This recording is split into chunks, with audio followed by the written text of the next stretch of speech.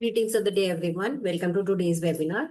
Today's session focuses on a topic that lies at the heart of effective teaching, learning gaps and differentiated instructions. As educators, we know that every child learns differently. Some grasp concept quickly, while others need more time or a different approach. So, learning gaps are not signs of failure, they are opportunities for us to understand our learners better and support them more effectively. Through this session, we will explore how to identify these gaps and use differentiated strategies to ensure every learner grows at their own pace, in their own way. Together, let's move from one size fits all teaching to truly exclusive learning.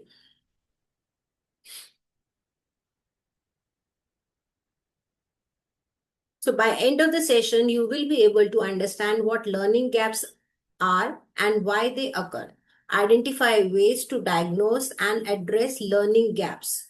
Apply differentiated instructions strategies in the classrooms and promote inclusive and equitable learning for all students. So let's begin.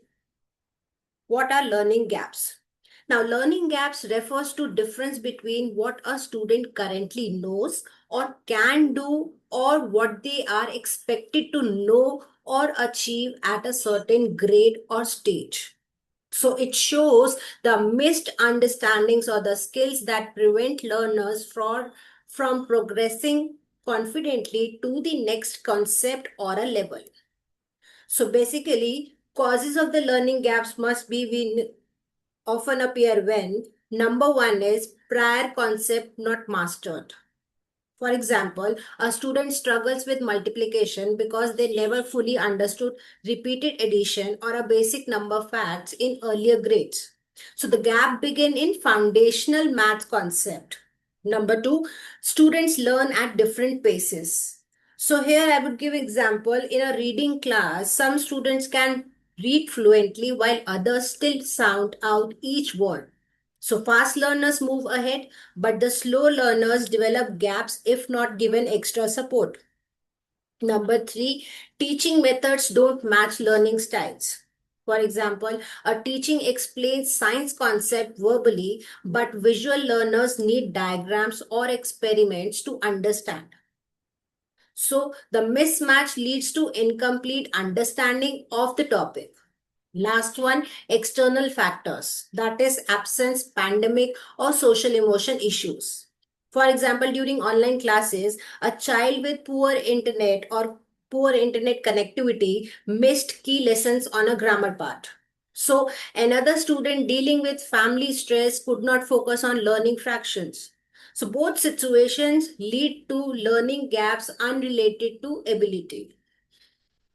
Let's understand identifying learning gaps, tools, and technology.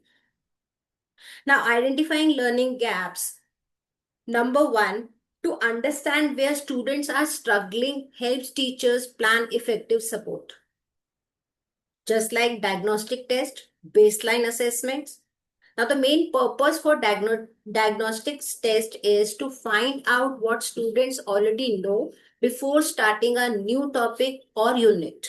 For example, before teaching fractions, a maths teacher give a short pre-test with basic questions on division and number sense. Like students who can't divide correctly are identified as needing foundational support. Number two, observations and questioning. Now, here the purpose is to notice learning difficulties during lessons through participation, expressions, and responses. For example, during a science experiment, the teacher observes that the students can't record result correctly.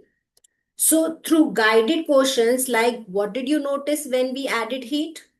So, the teacher discovers the gap in understanding cause and effect relationship.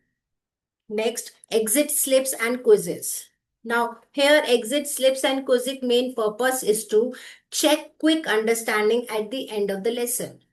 For example, after a grammar lesson, students write one sentence using the day's concept, for example, using conjunctions or etc. Now, teacher reviews the slip and finds that many students still confused and with but. The next lesson focuses on clarity, that concept. Number 4, student work analysis. Now, here the purpose is to identify patterns of misunderstanding through written or a project work. Supposingly, for example, here a teacher reviews notebooks or assignments and notices repeated spelling errors in the same sound family. So the gap lies in the phonics or sound recognition, not handwriting. Number 5, peer and self-assessment. Now, here is the main purpose to encourage students to reflect on their own learning and identify where they need help. For example, in a writing class, students use a checklist to review their own or a partner's paragraph for grammar or for structure, or you may say punctuation. Now, students notice they often miss capital letters or forget topic sentences, highlighting specific learning gaps. So, for the teachers, we would say use multiple tools together, like diagnostic set at the start, observation during lessons, and exit slip at the end, just to get a full picture of a student understanding. Now, let's see the types of learning gaps. Now, understanding the type of learning gaps helps teachers to choose the right strategies to bridge it.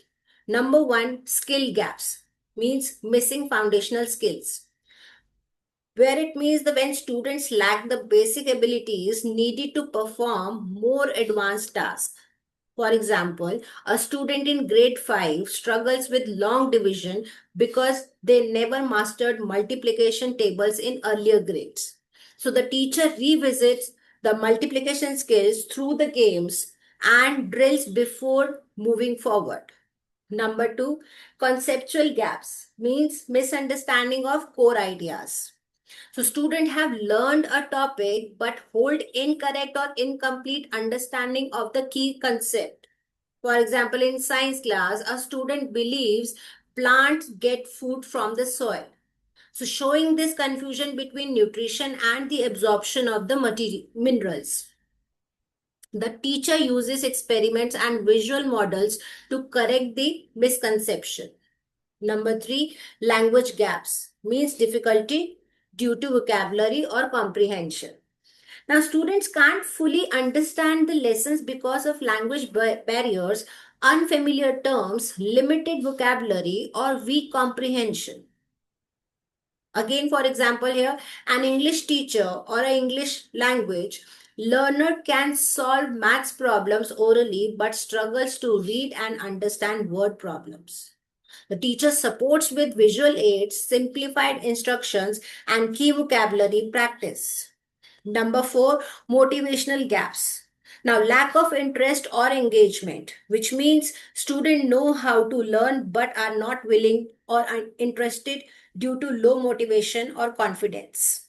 Like, for example, here a student stops participating in reading activities because they feel I am bad at reading.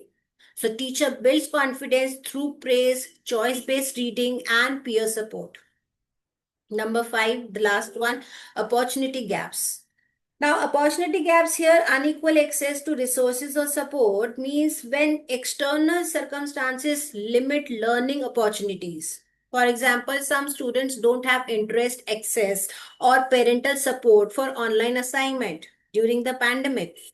The teacher provides printed material or a small group support during school hours to bridge the gap. So let's understand why address learning gaps. Now, bridging learning gaps is essential for every child's academic process and emotional well-being.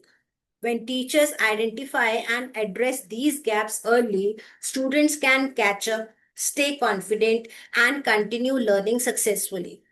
So, number 1, it prevents long-term academic struggles, which means small gaps left unaddressed grow into major learning difficulties later. For example, a child who never mastered basic sentence constructions in primary grade struggles to write essays in middle school. So early intervention with grammar and writing practice prevents future academic stress. Number two, improve confidence and motivation, which means when students understand the lesson better, they feel capable and motivated to participate. Like for example here, a student who repeatedly failed maths test gained confidence after receiving extra help on fractions and begins to enjoy problem solving activities. So, closing the gap boosts self esteem and engagement.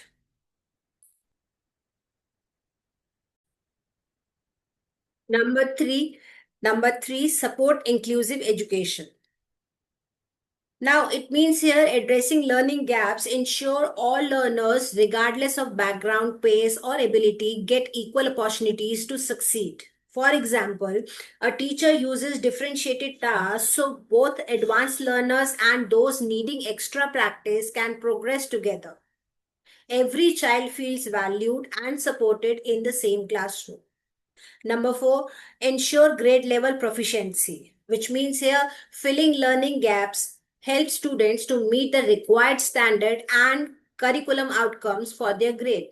For example, through remedial sessions, a grade 4 student strengthen reading comprehension skills to match grade level expectation.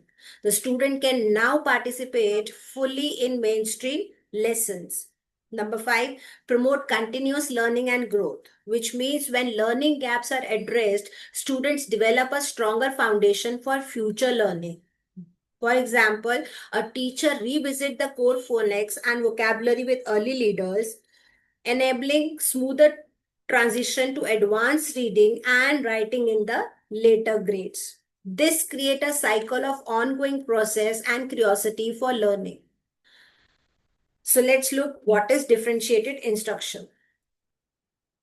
Now, differentiated instruction, by definition, it means differentiated instruction is a teaching approach where educators adjust the content, what students learn, process how they learn, product how they show learning, or learning environment to meet the diverse need, readiness level, interest, and learning styles of the students.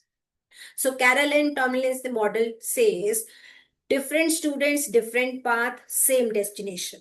So all students work towards the same learning goal, but the way they teach, it may vary. Why it matters? Because every classroom includes students with different abilities, backgrounds, and paces of learning. So differentiated instructions ensure equity, engagement, and success for all learners. For example, if we talk about differentiating content, so what students learn, so teachers modify the materials or resources based on readiness. For example, in history lesson, advanced learners read a primary source document while others read a simplified summary of the same event. So both groups learn about the same topic but at their own level. Number two, differentiating process, how students learn. So teachers change the methods or activities used to help students to understand. Like in again in science class, some students conduct an experiment and others watch a demonstration video and a few discussions, observations in small group. So multiple ways to grasp the same scientific concept. Number three, differentiating product, how students show learning. Now, teachers allow students to demonstrate understanding in varied ways. So, after a lesson on a habit, students may create a poster, write a report, record a short video. So, each group shows learning in the format that suits their strength. Number four, differentiated learning environment. Now, it teaches adjust the classroom setup or support systems to encourage success. For example, some students prefer a quiet reading corner while others work in pairs or with teachers' guidance. The environment supports different comfort level and focus need. So let's look some core elements of differentiation. Now, differentiated instructions means adjusting what, how, and where students learn and how they show what they have learned so that every learner can succeed. Number one element is content, what student learn. So it means here teachers modify or adapt the learning material based on students' readiness, interest, or learning profiles. For example, teachers can provide simplified or leveled text for the struggling readers, while advanced learners explore extended readings. Use visual charts or videos to explain a topic to visual and auditory learners. So offer choice of topics for project related to same learning goals. Like for example, in social studies, there is a class on community helpers. So some students read short illustrated stories, others read a newspaper article or watch a short video interview. So all learn about the same theme at their own level. Number two element, process. How students learn. Here it means teachers design varied learning experiences or activities to help students make sense of the content. For example, in group work, pair the advanced and struggling learners to peer support. Now, learning stations will be students rotate through activities, reading, discussion, experiment. Now here, for example, in maths lesson for fraction, one group uses fraction strips to visualize the part, another solves the story problem, third one create a mini pizza model to show halves and quarters. So each group practices the same skill through different processes. Number three element, product. How students show learning. Here it means students demonstrate understanding in different formats according to their strength. Examples here, create a poster, essay, speech, or presentation on the same topic. Use choice boards allowing students to select how they show mastery. Now, for example, in science class, after a science unit on a plant, students may write a short report. Student may design a labeled plant diagram. They may record a video explaining photosynthesis. So the same learning goal, different ways to express understanding. Number four element is environment, where learning happens. Here it means teachers organize the physical or emotional space to support diverse learners. For example, create a quiet corner for focused learners. Offer flexible sitting like floor cushions, standing desk, or a group tables, which encourage positive, supportive routines to build confidence and comfort. Again, for example, here during the reading time, some students sit in the reading corner with headphones for audiobooks, while others read in pairs at their desk. So each student learns in an environment that fits their comfort and focus level. So let's look on strategies for differentiated instructions. Now, differentiated is not about creating separate lessons for every child. It's about offering multiple pathways so that all students can reach the same learning goal in ways that unite their readiness, interest, and learning styles. Number one, use. Use flexible groupings based on readiness or interest, which means group students differently depending on the task, sometimes by skill level, sometimes by interest, and sometimes mixed. For example, in English lesson, students are grouped by reading levels for comprehension practice, but for a story writing task, they are grouped by general interest, that is mystery, adventure, fairy tale, etc. So groups change as learning needs change. Number two, apply. Apply tiered assignments, which varies complexity. Means design the task on the same topic with different levels of difficulty or depth. For example, in maths class on fraction, group 1 matches pictures with the fraction names, or group 2 solves word problem. Then the group 3 applies fraction in real life scenarios like cooking recipes. So all practice fractions but at different challenge level. Number 3 step, offer choice boards or learning menus, which means give students options on how they will learn or demonstrate understanding. Like here in solar system, we talk about social science. For the lesson of solar system, students can choose to create a 3D planet model. They can choose to write a report or design a digital slideshow. These choices increases motivation and ownership of learning. Number four strategy, implement scaffolded support, which means provide step-by-step guidance or tools to help students gradually become independent learners. Like for example, again here, while teaching paragraph writing, the teacher first provides sentence starter, then transition to guided writing with prompts, and finally allows independent writing. Now the support is reduced as confidence built. Number five strategy, use various teaching tools like visual, auditory, or kinesthetic, which means teach using multiple modes to match diverse learning styles. For example, here for water cycle in science class. Now in science class on a water cycle topic, show a video that is visual, explain with a song that is auditory, and have students act out the stages that is kinesthetic. So our students engage through their preferred learning styles. Number six strategy, leverage technology. That means adaptive learning apps, which means here use digital tools that adjust difficulty based on individual progress or provide interactive, personalized learning experiences.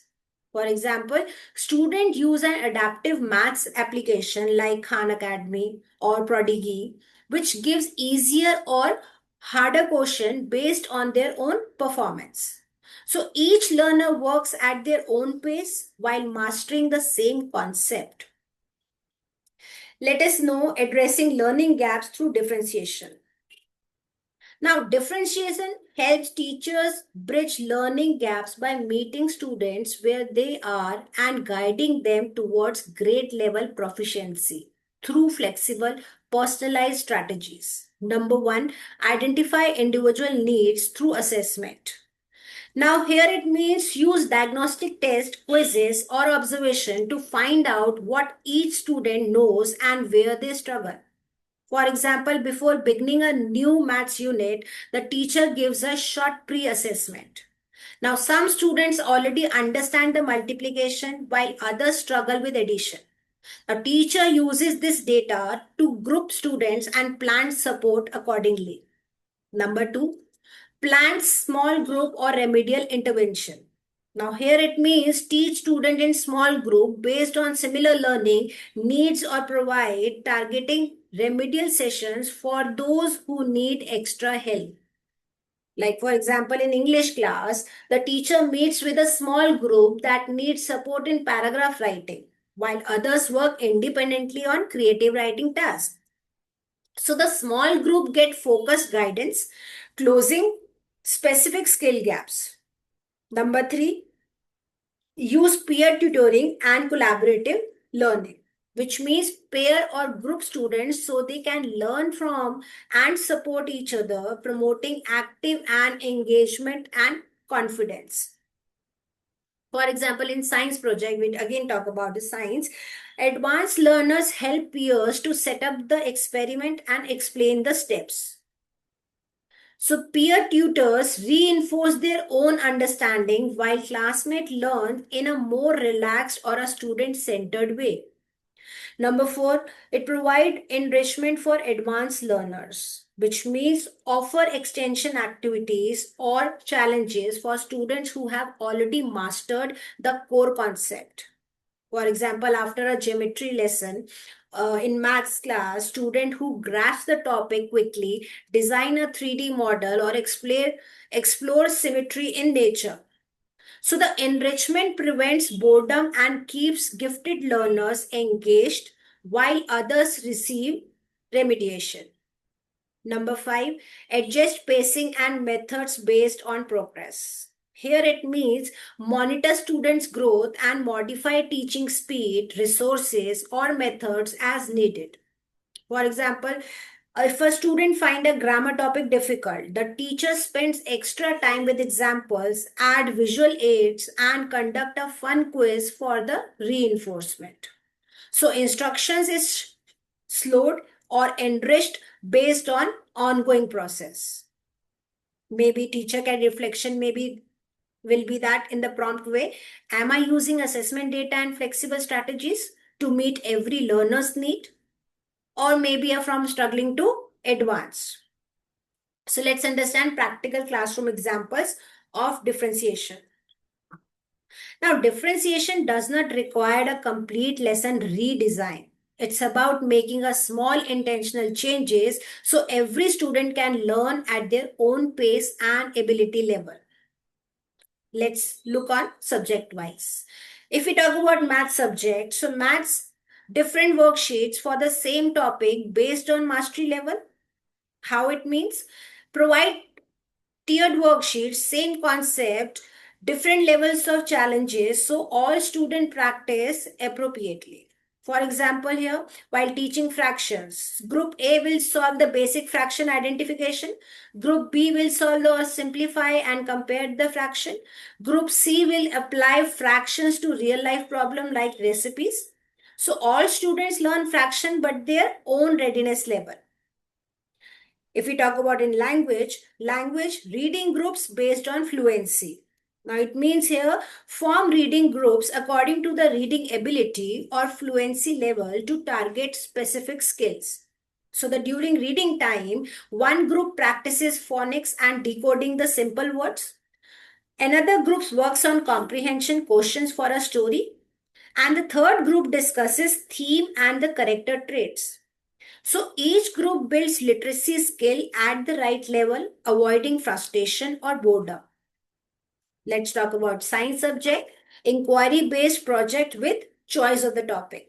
Means here, give students a choice in how they explore a concept, allowing for creativity and ownership. For a unit of ecosystem, if we take in a science, for a unit of ecosystem, some students investigate marine life, others explore desert and forest ecosystem, or projects can be model, presentation, or a digital slideshow. So same learning goal, ecosystem and understanding, different interest and format. Let's talk about social science subject where the role plays or the storytelling for low literacy learners. Now here it means use oral or hand-on learning methods for students who struggle with heavy reading or a writing task. So while studying freedom fighters, some students act out a short role play like Gandhi ji, Nehru ji, Bhagat Singh, etc. So others narrate stories or create posters about key events. So here students grasp historical concept through experiential learning rather than text heavy tasks. So teacher reflection prompt will be here. I would say, how can I adapt one lesson this week using the choice, using the grouping or the tiered task to reach to all my learners? Let's see teacher's role in learning gaps and differentiated instructions. Now in differentiated classrooms, teacher is not just a lecturer, but a guide, observer, and reflective practitioner who helps every child grow from their current level of understanding. Number one, be an observer and guide, which means teachers observe how students learn, identify where they struggle, and guide them through meaningful learning experiences instead of just delivering content. For example, in maths activity, the teacher moves around the class, watches how students solve problem and asks guiding questions like, can you show me another way to find the answer? So this helps to identify gaps in understanding and supports independent thinking. Number two, encourage student voice and agency. It means here, allow students to make choices in how they learn or demonstrate understanding. This builds ownership and motivation. For example, in language class, students choose whether to write a poem, create a storybook, or perform a skit to show their understanding of adjectives. So students feel empowered and learning becomes more personalized and engaging. Number three, maintain a growth mindset for both teachers and student. Now, here it means to believe that the abilities can improve with effort and help students to see mistakes as learning opportunities. For example, when a student says, I am bad at science, the teacher responds, you are still learning. Let's try a different way to understand this. So, this sentence encourages resilience and persistence, reducing the fear of failure. Number four, reflect and adapt continuously, which means regularly assess what is working, what is not, and adjust teaching methods accordingly. For example, after noticing the students did not perform well on a comprehension quiz, the teacher reflects and add more visual aids and group reading sessions next time. So the reflection leads to improved strategies and better outcomes for all learners. So let's look on some challenges and the possible solutions in differentiated instructions. Now, differentiated teaching can feel challenging at first, especially with the large classes, limited time, or a mixed abilities. However, with simple intentional strategies, teachers can make it work effectively. Let's take number one challenge. Challenge is large class size. Now, the possible solution is use peer learning and a group work. For example, when classes are large, it is difficult to give individual attention to every student. So divide the student into small mixed ability groups so that they can learn from and support each other. For example, in science experiment, pair the stronger student with those who need help. Each group records the result and discuss the findings together. So this reduces the teacher's workload and promotes cooperative learning. Number two challenge is time concentrate. Now, possible solution is start with small and manageable changes. Like, for example, teachers often struggle to find time to plan different activities for all learners. So begin by differentiating one part of a lesson, such as offering two versions of a worksheet or giving students a choice in how they present work. For example, in history lesson, instead of redesigning the whole unit, provide an option. Students can write a paragraph or create a timeline poster or gradual step make differentiation sustainable. Number third challenge is limited resources. Now, for limited resources, the solution will be use free digital tools or low cost material. When school lacks materials or funds, digital and open source platform can support learning variety. Use free apps or visuals to create engaging lessons. For example, use Google Forms for quick assessment. Show YouTube videos for visual learning. Or you can use Jamboard or Padlet for group brainstorming. So technology helps bring variety without extra cost. Number four challenge is mix abilities in one classroom. Here is the possible solution. Set clear learning goals for all, but vary the path to reach them. Students have different readiness level, but everyone should aim for the same learning outcome. Number one, if we talk about to modify the activity, not the objective. For example, in English class, our goal is to describe a character. So some students will write few sentences, other write a full paragraph or draw and label. So all meet the same objective at different level of complexity. Let's see some tools and resources for learning gaps and differentiated instructions. Now, technology and framework can make it easier for teachers to identify learning gaps, personalize instructions, and engage all learners. Here are some useful tools and how teachers can apply them in the classroom practice. Number one, if we talk about Google Form, Kahoot, or Quick Assessment, which means these tools help teachers to check understanding instantly and identify learning gaps through quizzes or polls. For example, if a teacher is using Google Form to conduct a quick pre-test before starting a unit, what do you know already about the plants?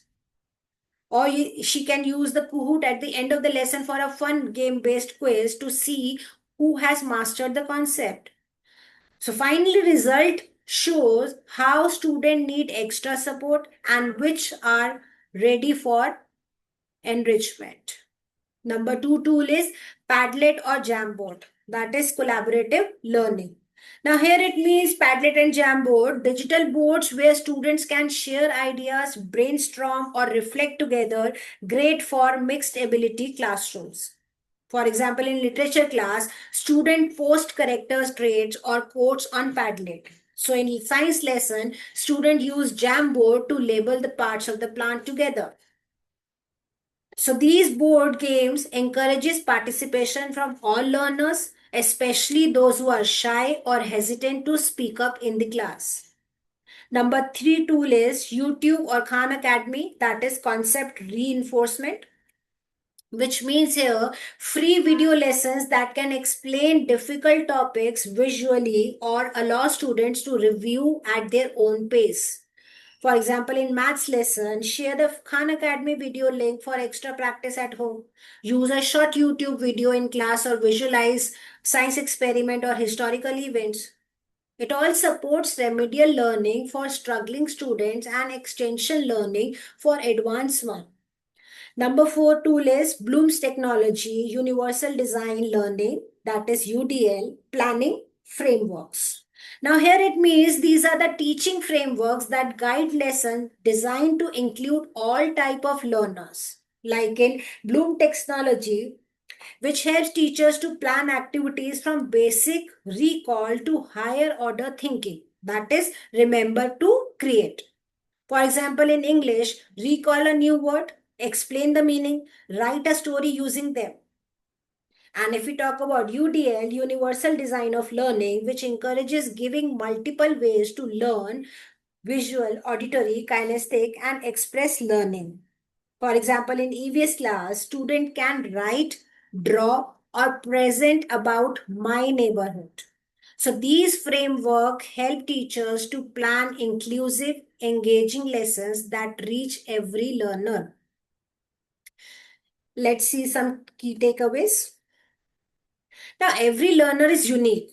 Means students have different learning styles, paces, interests, and backgrounds.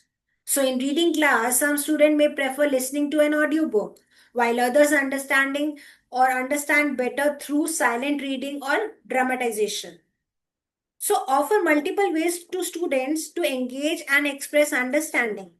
Number two, learning gaps are opportunities, not the failures. Which means here a gap shows where the support is needed, not where the student has failed. It is a chance to reteach or strengthen understanding. Number three, differentiated instructions ensures equity, not uniformity. Means equity means giving each student that what they need to succeed, not giving everyone the same thing. For example, in writing task, one student may write a paragraph, another may create a mind map, and another may record an oral explanation. So the focus on the same learning outcomes but allow different path to reach it. Number four, continuous reflection improves learning outcomes, which means teachers and students both grow when they reflect on what works and what doesn't. So after each lesson, note which strategy helped learners most. For example, group discussions work better than lecture. So to encourage student feedback and adapt teaching plans regularly. Thank you everyone. Thank you for listening me today. This is for all today.